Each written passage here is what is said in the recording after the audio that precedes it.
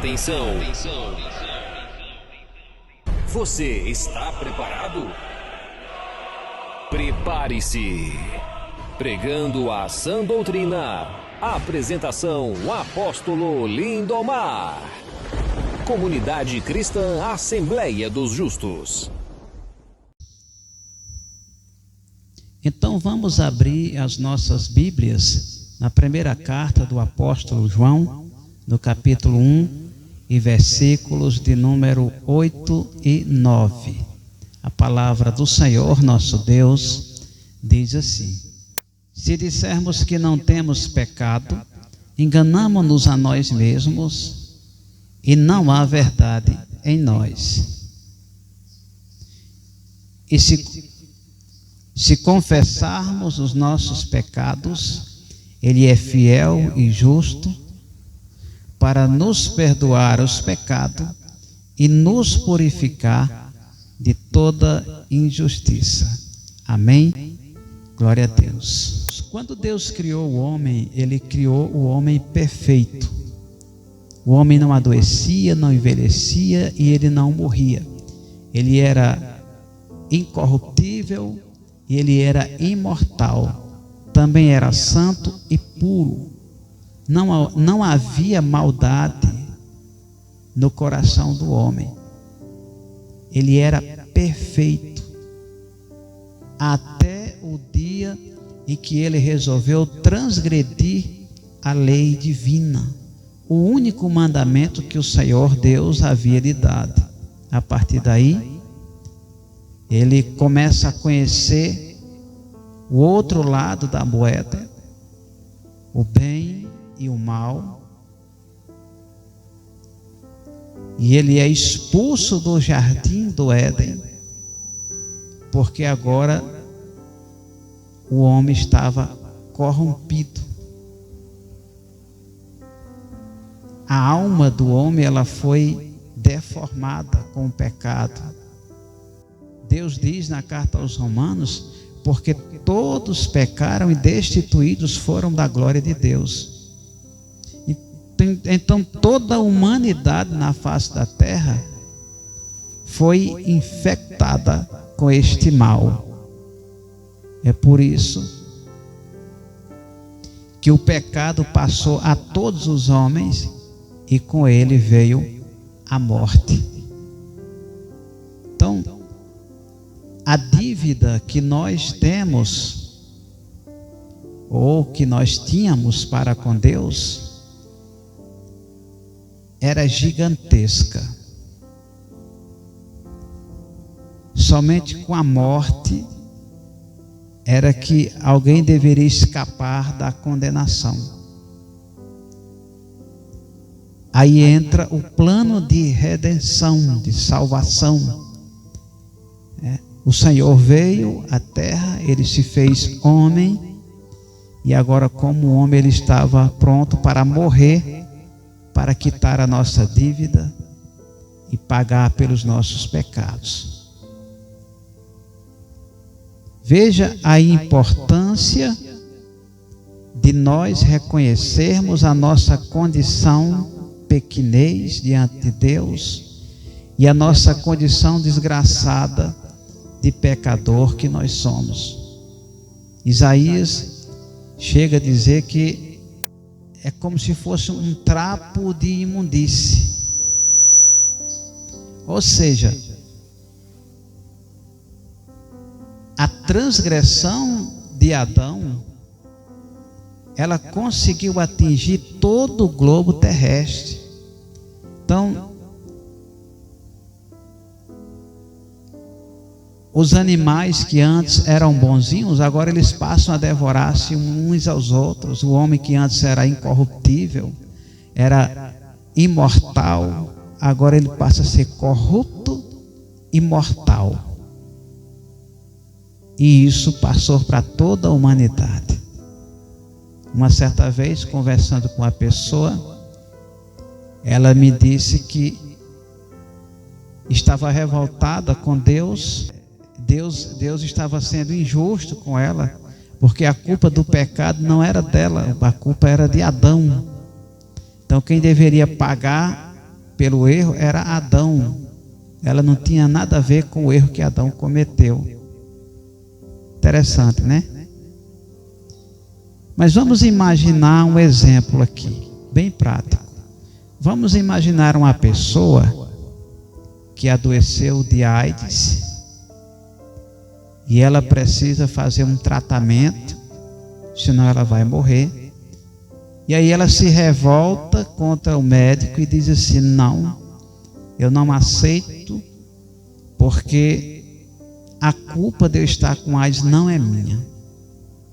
É daquele cara lá da África que fez relação sexual com um animal, e o vírus no animal não faz nada, mas no ser humano faz um estrago gigantesco até levá-lo à morte.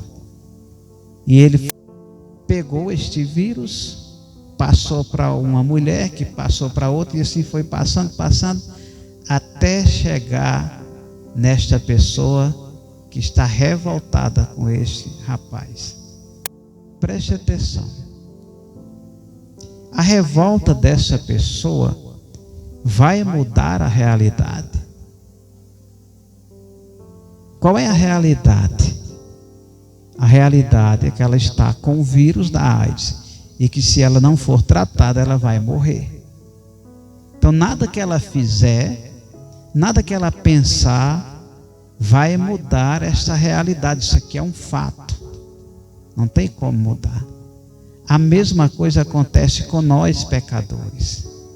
Por mais que a gente se revolte, chame Deus de injusto, a realidade é que nós também somos pecadores. E nós não pecamos por inocência. Nós sabemos muito bem o que é certo e o que é errado. Mesmo assim nós pecamos. Então, dizer que a culpa é de Adão, dizer que Deus é injusto, se revoltar contra Deus, não vai mudar a realidade dos fatos.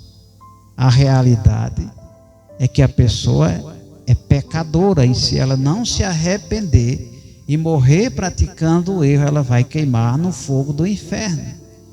Essa é a verdade. É dura, mas é a verdade. Deus encerrou todo mundo debaixo do pecado por causa da desobediência do homem. Veja o que é que Deus fala aqui na carta aos Romanos, capítulo 11, versículo de número 32. Olha só o que é que o Senhor Jesus, inspirando o apóstolo Paulo, olha só o que é que está escrito. Porque Deus encerrou a todos debaixo da desobediência, para com todos usar de misericórdia. Então veja que Deus encerrou todo mundo debaixo da desobediência, ou seja, debaixo do pecado, para com todos usar de misericórdia. Então, o pecado do homem, ele não só transgride a lei divina, mas é uma ofensa brutal contra Deus, que acaba provocando a ira de Deus. Mas Deus, ele é tão maravilhoso que ele nos deu a oportunidade de nós nos arrependermos e sermos salvos da ira vindoura que virá sobre a terra. Deus é misericordioso, porque você já imaginou o tamanho da maldade que os seres humanos estão praticando desde o dia da queda do homem até os nossos dias e até o dia da volta do Senhor Jesus. O tanto de maldade, de coisas abomináveis a Deus, que provocam a ira de Deus. E mesmo assim, Deus, ele é tão maravilhoso que Ele nos dá a oportunidade de nos arrependermos e nos voltarmos para Ele de novo. Agora, uma coisa eu digo para os irmãos: as pessoas do mundo, elas praticam todo tipo de pecado, e as maldições vêm sobre elas. Agora, desgraça maior ainda vem quando alguém que conhece a palavra começa a praticar o erro e a caminhar fora dos caminhos, dos parâmetros que o Senhor Deus nos ensina em sua palavra. Veja o que é que o salmista diz aqui. Salmo capítulo 32, versículos 4 e 5. Vamos refletir no 4 aqui primeiro. Olha só, irmãos. Porque de dia e de noite a tua mão pesava sobre mim. O meu humor se tornou em sequidão de hostil. Glória a Deus. Olha só. Veja que o salmista, ele está revelando aqui na palavra que ele estava em pecado, e esse pecado ele estava sendo encoberto, e enquanto esse pecado não foi confessado a Deus,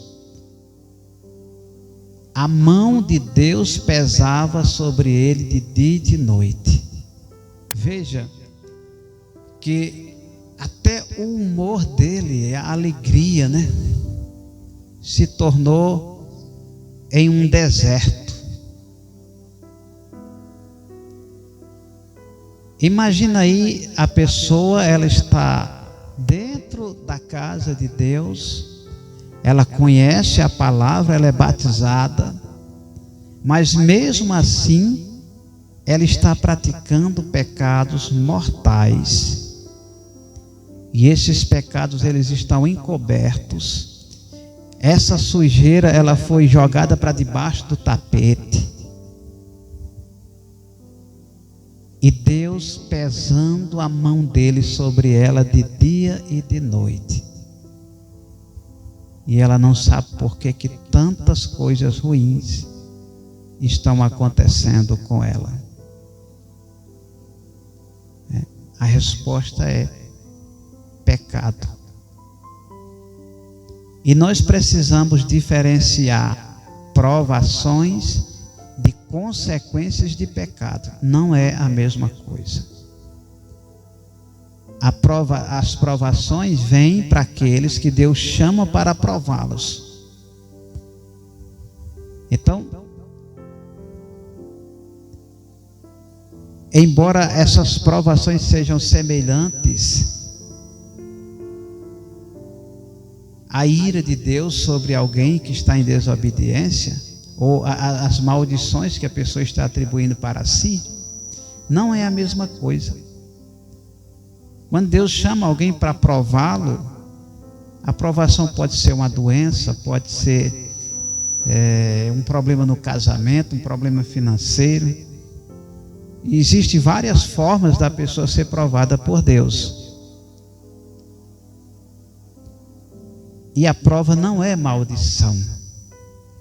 A prova é um período de purificação da alma da pessoa. Agora, as consequências de pecados, elas vêm em forma de maldição. Porque a pessoa, mesmo conhecendo, ela está vivendo no erro e ela permanece no erro e ela não se arrepende, ela não confessa a Deus os seus pecados. Glória a Jesus. E aí a mão de Deus vai pesando, vai pesando. E isto aconteceu com este salmista. Ele está falando aqui que de dia e de noite a mão de Deus pesava sobre ele. Irmãos, como tem gente nessa situação.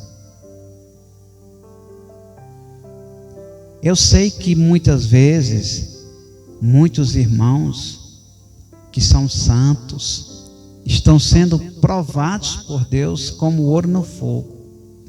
Mas tem muita gente em desobediência dentro da igreja que estão sofrendo consequências gravíssimas dos seus pecados.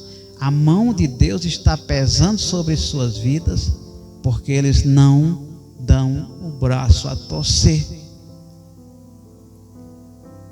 Eles não se arrependem porque eles gostam do pecado, eles amam o pecado e eles não estão dispostos a largar o erro para servir a Deus. Eu costumo dizer para os irmãos o seguinte: uma coisa é você escorregar numa casca de banana e cair, outra coisa é você viver caído no chão. Nós sabemos que nós somos pecadores e que nós estamos sujeitos a cairmos em erros.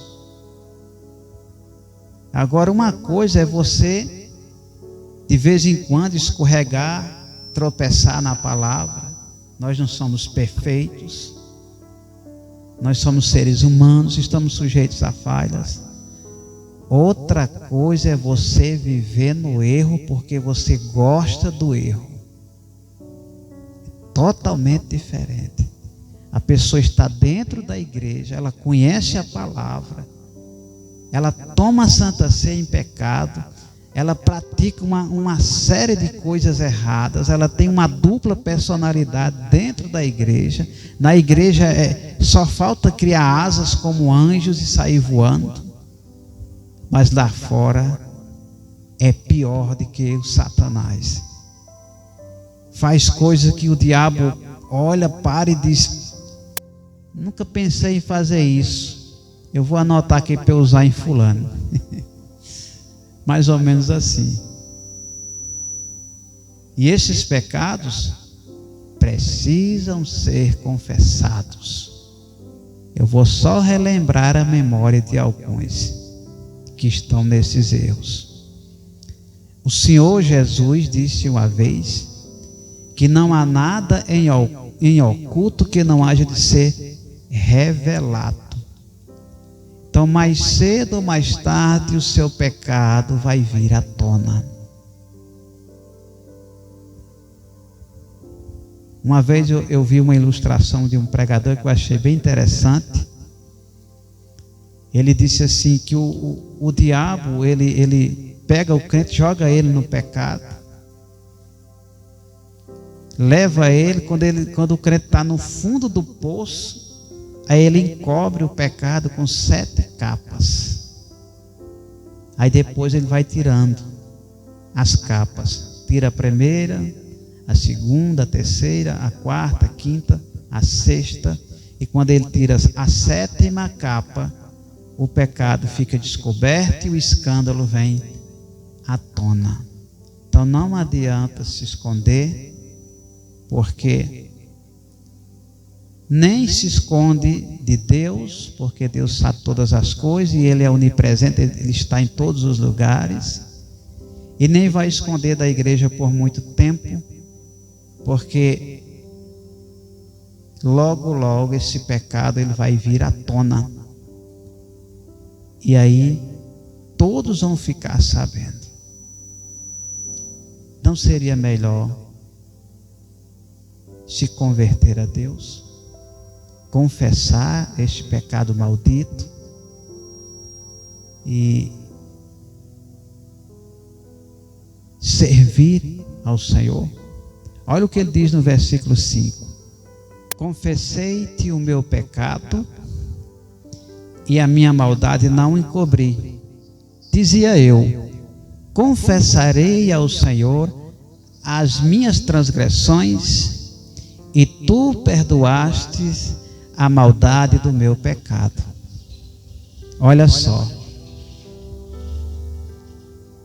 Então veja que o salmista, enquanto ele estava encobrindo o seu pecado, a mão de Deus estava pesando sobre ele de dia e de noite.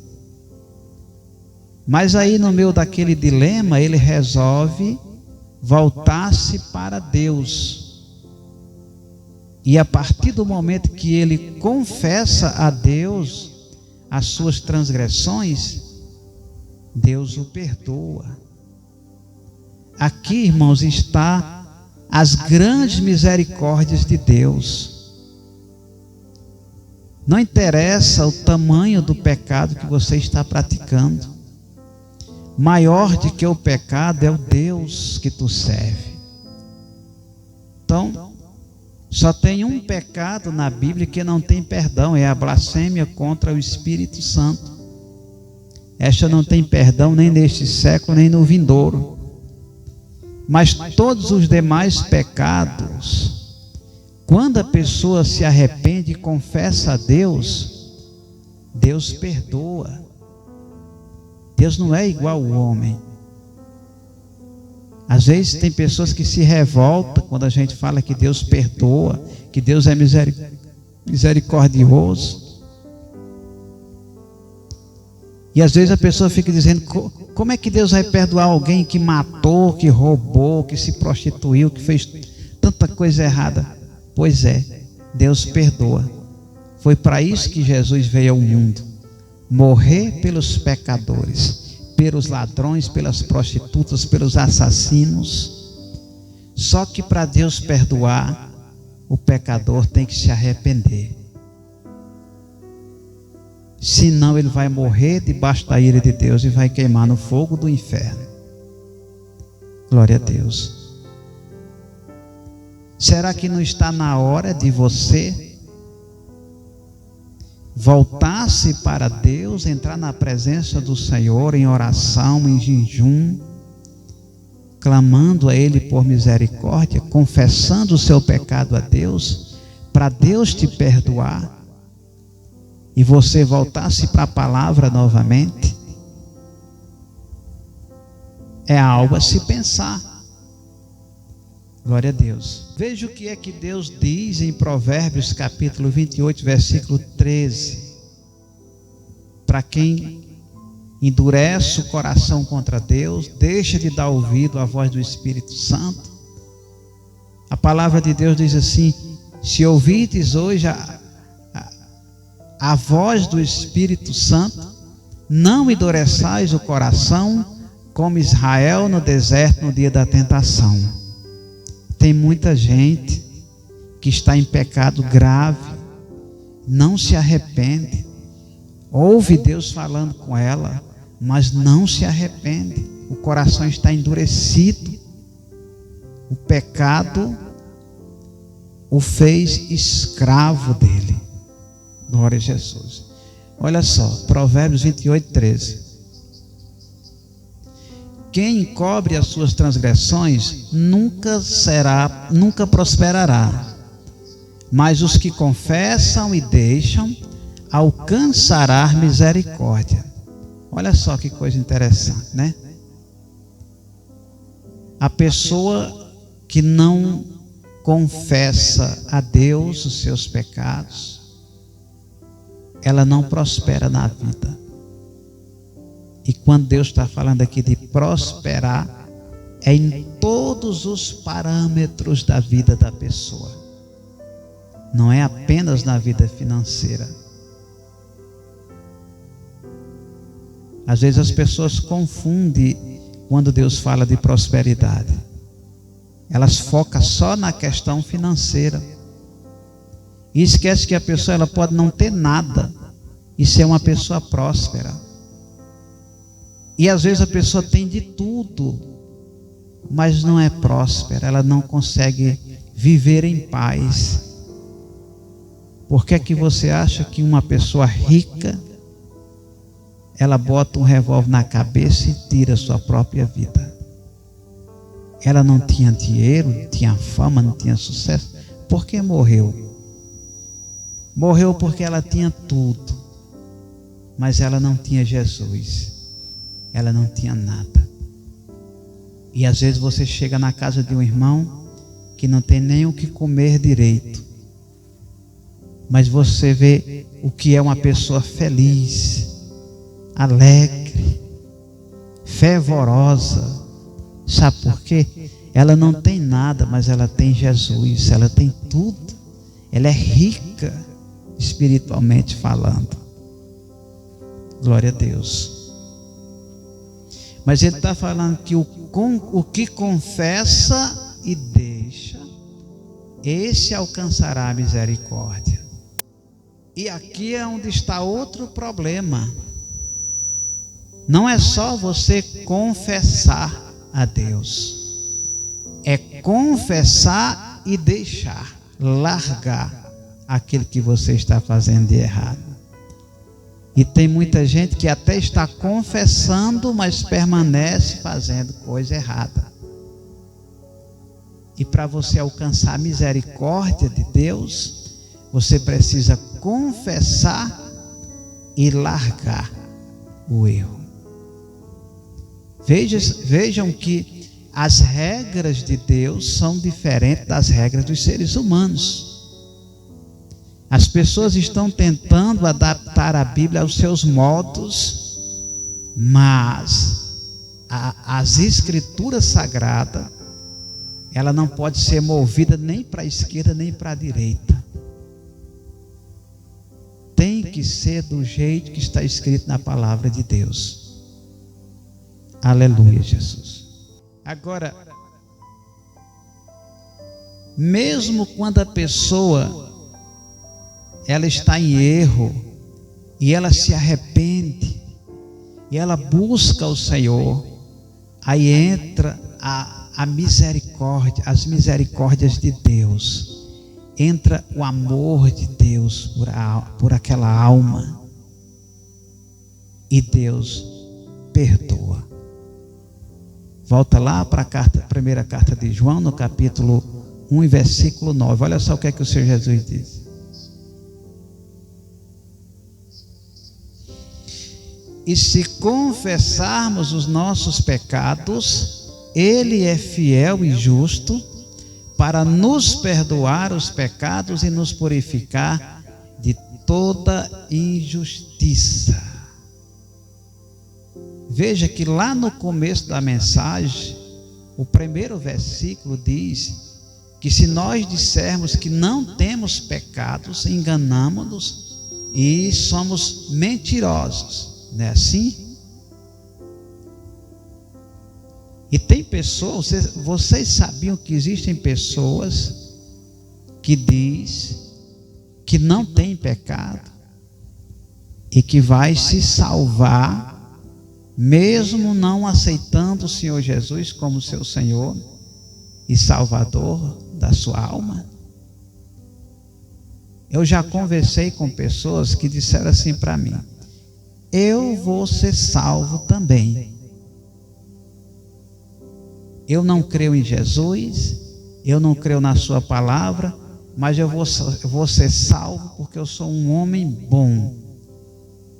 Eu nunca matei, eu nunca roubei, nunca traí minha esposa, sempre fui um marido exemplar, um cidadão de bem, sempre paguei as minhas contas em dias. Tudo bem, isso aí é importante, são virtudes importantes na vida de um homem. Mas quem foi que disse que isso aí é o suficiente para alguém se salvar?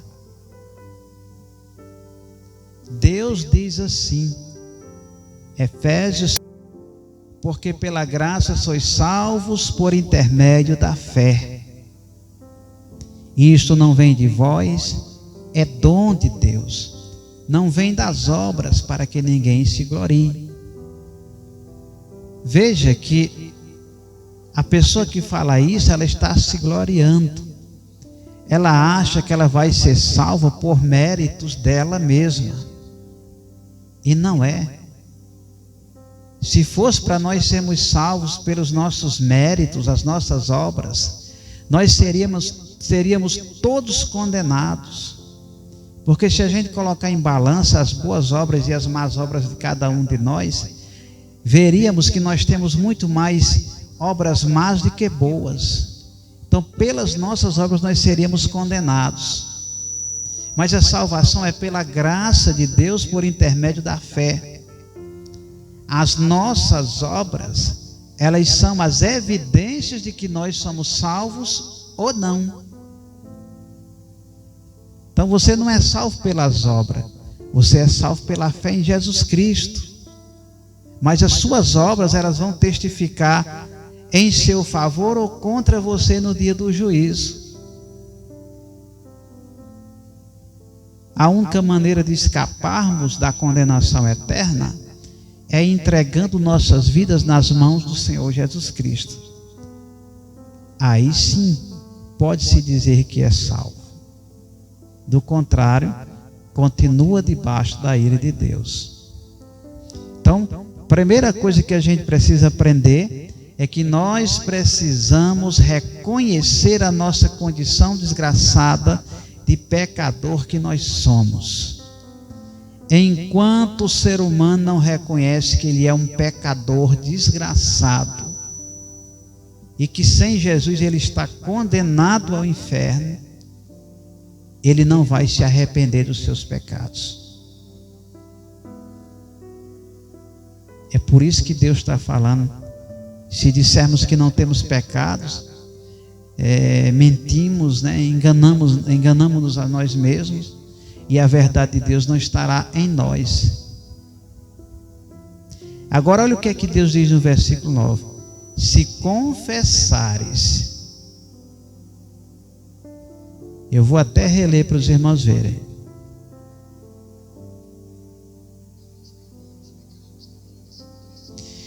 Se confessarmos os nossos pecados, Ele é fiel e justo para nos perdoar os pecados e nos purificar de toda a injustiça.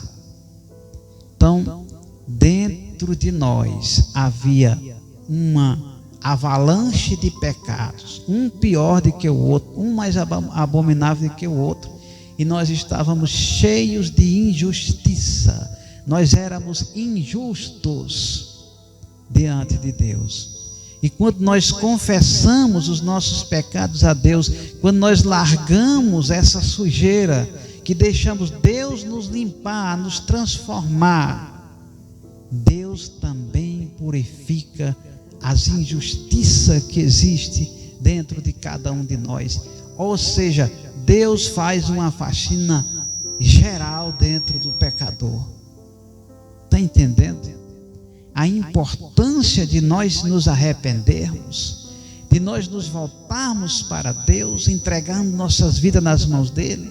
Paulo diz na carta aos Romanos, capítulo 10, versículo 13: e acontecerá que todo aquele que invocar o nome do Senhor será salvo. Glória a Deus. Agora volta lá para João, 1 João capítulo 1, versículo 10.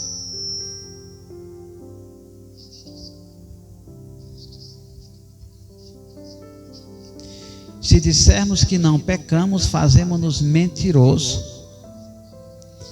e a sua palavra não está em nós.